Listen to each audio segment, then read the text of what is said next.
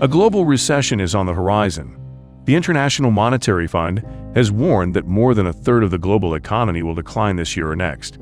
The United States, China, and the Eurozone will continue to slow. According to the IMF, this year's shocks would aggravate economic wounds that were just partially healed during the pandemic. Its World Economic Outlook predicts that growth will slow from 6% last year to 3.2% this year and 2.7% next year. One factor is that central banks are raising interest rates to reduce inflation, which is cooling domestic demand. Of course, there's also the conflict in Ukraine. It triggered an energy crisis. It has also obstructed food supplies, raising prices, and China's zero-COVID approach, which has hurt commerce. It also confronts a housing market problem. We'll also look at the UK economy, which is also on the verge of a recession, as well as its political crisis, as well as how the Russian economy is faring nearly 8 months into the conflict. Throughout this week's finance chiefs meetings, the IMF has emphasized that the priority is for governments to keep budgets tight and central banks to tighten monetary policies to control inflation. How severe will this recession be? What kind of employment do we all have right now? We see a distinct shape of the recession herein, a cyclical recession precipitated by increased interest rates in the US. And then we see recessions that are more severe, because they're also more structurally driven. That is what we are seeing in China, where there is a structural problem with the property market, but it is also what we are seeing primarily in Europe, where we have an ongoing energy crisis, an ongoing war, and an entire region that has benefited tremendously over the last decades from globalization and world trade, and will now be squeezed from both sides. High energy prices, as well as a structural shift in globalization. We had it easy for a long time with historically low interest rates, but interest rates are set to rise considerably further and remain high for quite some time. How much pain will that cause?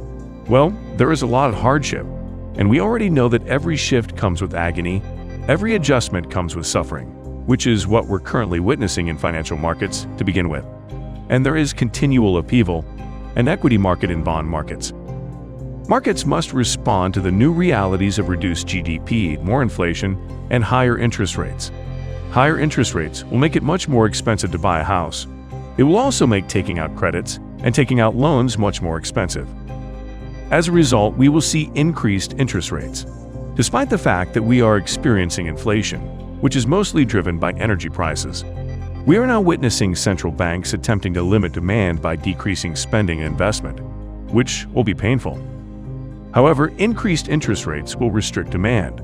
So, at some point, we'll be confronted with the dilemma of trying to draw demand back up there, which is, of course, antithetical to what we're seeing in Western economies, from Western governments right now, in terms of how they try to combat inflation or increased energy prices. Because we can see here that governments have begun to help the economy's demand side. They have begun to supplement households' disposable income. Subsidies will be provided, as well as assistance to businesses. So, this is where the government comes into play. It will not assist to reduce inflation, but it will help to stabilize demand. The other possibility is that central banks will realize at some point that they were overly aggressive in their efforts to reduce inflation, and that interest rates will be cut again, with the US, the Fed, decreasing interest rates in the second half of next year. Because the employment market there appears to be quite strong, and more jobs there are, the higher wages and inflation may be driven up. That is also an intriguing aspect of the current recession in the industrialized world. Because this is a recession that hopefully will not have a significant impact on the labor market. Because of the demographic structural shift, aging, there is already a shortage of skilled personnel in the United States and Europe. As a result, even if demand falls presently, there will be no significant increase in unemployment. What we will clearly observe is an influence on wage demands. As a result of increased interest rates and the recession, wage growth will slow, which is plainly a pattern and a development that central banks would like to see and enjoy. Because else, runaway inflation could take hold, with negative consequences such as poverty and hunger. Parts of the world were already facing famine. So, we have high inflation, high energy prices, and high food prices, all of which are obviously related. So, what may be a financial concern in some Western economies is a matter of life and death in many other countries. And that is only the pricing element. Let us state that the fact that we have this ongoing war in Ukraine is fully represented in all of these estimates.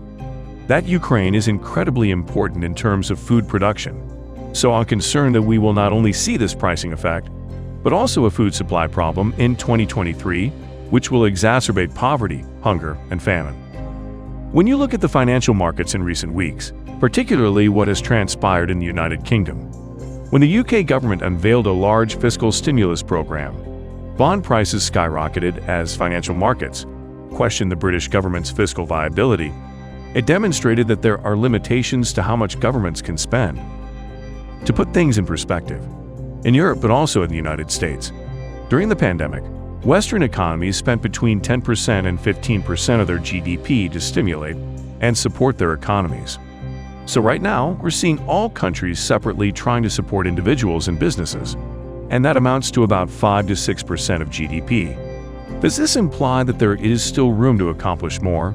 It could, but it could also imply that there are limitations to what governments can do in the current crisis if they don't want to be smacked by much higher interest rates and penalized by financial markets as investors remove their money from countries that spend too much to support their economies. So, what action did the government take? The government attempted to promote demand by supporting incomes and businesses. Instead of slashing taxes, they should have implemented an investment program, for example. An investment program demonstrating that they want to improve the economy's potential growth by investing in infrastructure and energy supply. Because that is what is currently required, and you must provide short-term relief to your economy while also bringing structural transformation back on track. It is also about ensuring access to finance, both general and specialized financing to populations in need. However, we can see that governments are being overwhelmed by the rapidity of this disaster. Because of privacy concerns and a lack of digitalization, it is unable to provide more tailored stimulation. Of course, this is ideal. This financial assistance would be very tailored to those in greatest need. So, the low-income people, the companies on the verge of bankruptcy, and the supply side all at the same time. Consider what your economy will require in the next years. How does one alter the energy supply? This takes time, patience, and large investments. The only criticism here is that many governments fail to see it coming, despite the fact that it was evident since February 24th that Europe will face an energy crisis. That Europe will lose international competitiveness as a result of its leasing entry, and governments should have acted sooner than they have. And consider Russia's energy crisis, as well as how Russia appears to be faring better than expected in light of its war in Ukraine. But clearly, what occurred? Sanctions are being imposed gradually, and as a result, energy exports are decreasing. There is less oil and gas export, but prices have skyrocketed. As a result, this is what continues to assist the Russian economy in obtaining these funds and supporting the economy.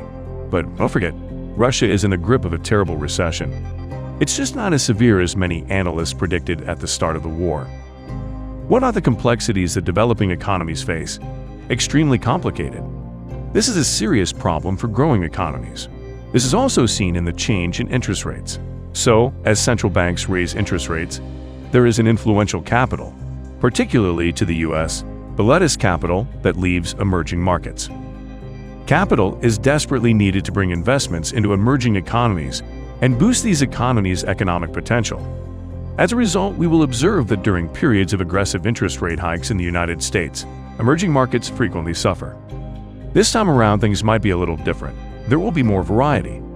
We must differentiate between emerging markets, the ones with reasonably stable political systems, as well as those exporting commodities, should fare relatively well.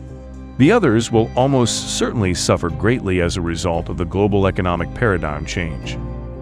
If there is one thing we have all learned over the last decade, it is to be exceedingly worried when an economist tells you that this time is different. It may be different in some ways, but it is never wholly different.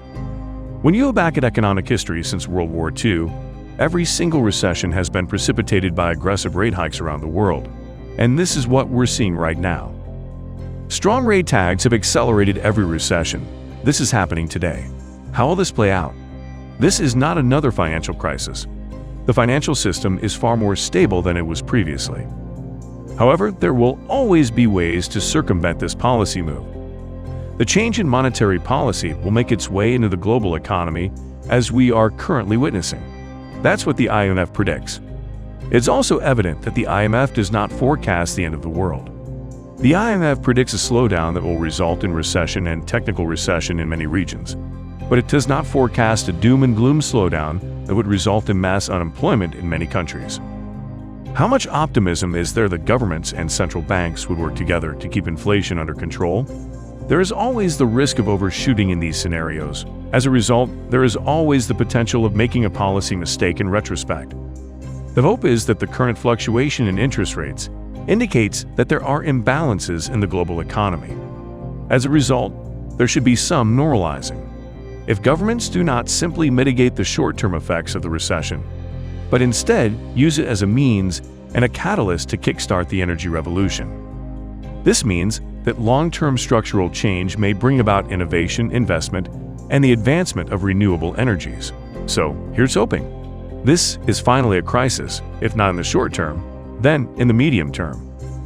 That this is a crisis that will benefit the world economy. Unfortunately, only after several years. That's all for now, folks. If you learned something, please make sure that you click the like button in order to make YouTube happy and for more insightful political case studies. Please subscribe to our channel. Thank you so much for watching, and I will see you at the next one.